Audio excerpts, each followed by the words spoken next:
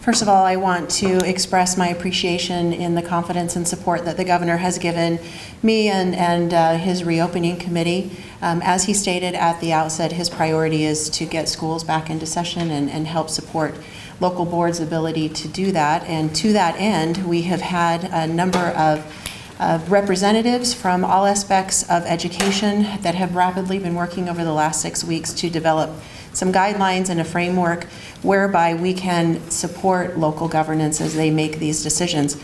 I do want to point out what I think is an important and critical distinction between what happened in the spring and what has been happening over the last few weeks.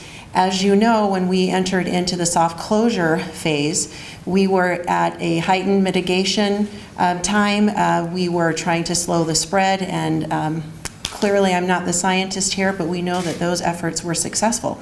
And as schools began to inquire on whether or not they could return, if possible, for the remainder of the school year, our board developed a framework that was a checklist of things that you needed to do in order to get back into school.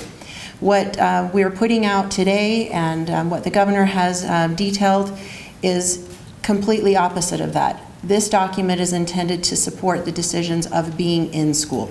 That is the expectation and the priority. We want districts to be able to navigate the complex and challenging decisions that need to be made relative to operations, contracts, student learning outcomes, and other aspects of being in school day to day. And so when we compare where we've been and where we are, the hope and the expectation is that we can return to school. And frankly, that mirrors the expectations and the desires of families, of students, of educators, and administrators.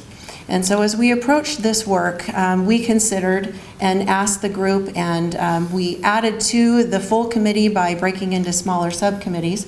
We asked them to develop a list of items that were not only just challenging, but what are things that you're thinking about, what are things that are keeping you awake at night when you think about bringing students back into the classroom and bringing staff and faculty back as well. And so that is how we approach that. Nothing in the guidelines or in the framework is mandatory. You will not see anything that is a thou shalt.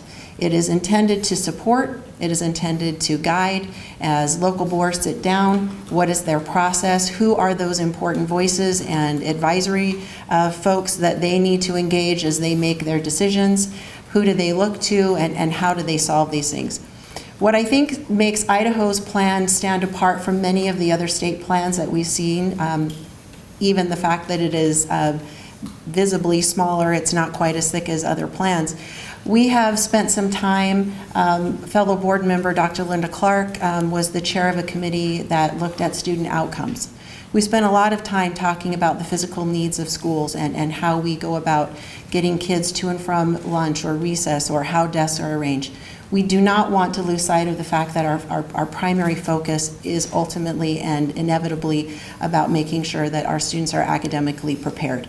We're concerned, as the governor pointed out, about the gaps, the time away, the inequities of delivery, and certainly the need to beef up the technology and some of these blended learning models. And so as districts sit down to make these decisions on what their school day looks like, we did not want to leave that part out. That is the role and the responsibility not only of local trustees, but of a state board of education, and frankly, everyone. Another important partner in all of this that we spent a considerable amount of time discussing was that role of families. We know that schools can and should do many things, but they cannot do everything. And you will see in the guidance a recommendation for parents to take temperatures of their children, and 100.1 stays home for a few days until that's resolved. If we want schools, and we do, we want them to be able to stay in session. We want them to be able to serve students in all the ways that we know are critically important to their overall development. We absolutely have to ask families to be a part of this, that they are also aware, and that it may be a couple days out of school for your student. Schools will work with you, they will do all that they can, but ultimately that serves the greater good. That is one thing. There are things that you will not see in there, and that is any type of mandate on wearing of masks. That is a local governing decision for local boards, and as they work with their local public health to make those decisions. And so you will, as you look through that, you will be able to see what's there and what's not. It's not a document that's there to give legal advice. And it certainly is not an exhaustive blueprint of every eventuality that may occur. We don't know what things will be like, certainly even a few weeks or a few months from now.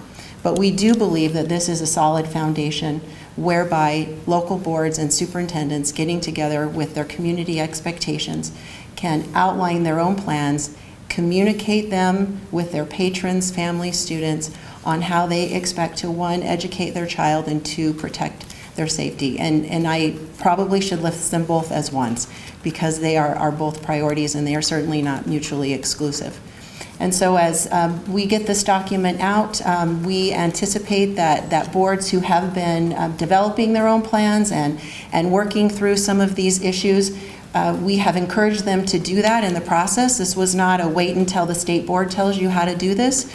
We have asked and again encouraged them to work through their plans, and then as this guidance and framework comes out, that it gives them an opportunity to sit down and to discuss, have we thought through all of these things? Are these considerations that are reflected in our own plan? We know that this is a challenging time. It's an anxious time. There's a lot of emotions at every angle and at every turn.